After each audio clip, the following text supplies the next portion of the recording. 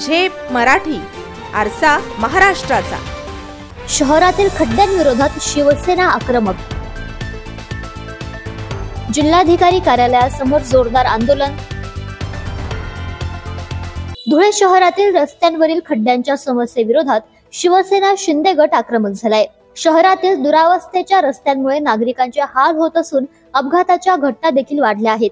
या विरोधात आज शिवसेना शिंदे गटाच्या वतीने जिल्हाधिकारी कार्यालयासमोर जोरदार आंदोलन करण्यात आले।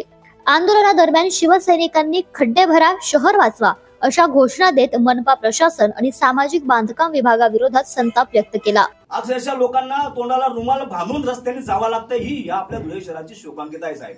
आणि प्रशासन जर ऐकत नसेल तर आम्हाला आमच्या शिवसेना स्टाईलने त्यांना वटणीवर आणावे। आज आम्ही महानगरपालिकेत पण जाऊ शकलो असतो, सार्वजनिक बांधकाम विभागाकडे पण जाऊ शकलो असतो, पण हा जो विषय आहे, आज दोन ठिकाणी आंदोलन करण्यापेक्षा दोघं प्रशासनाचे प्रमुख तुम्ही आहात।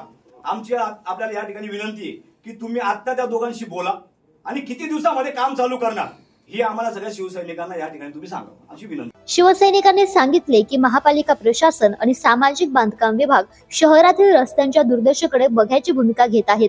नागरिकांच्या सुरक्षेचा प्रश्न गंभीर बनला असून प्रशासनाने तातडीने उपाययोजना कराव्यात अशी मागणी करण्यात आली। दरम्यान 8 दिवसांच्या आत रस्त्यांवरील खड्डे न भरल्यास अधिक तीव्र आंदोलन करण्याचा इशारा देखील शिवसेना शिंदे गटाच्या वतीने देण्यात आलाय। अशाच वेगळ्या आणि ताज्या बातम्यांसाठी पाहत रहा झेप मराठी, आरसा महाराष्ट्राचा। संपादक प्राध्यापक अनिल चव्हाण, धुळे।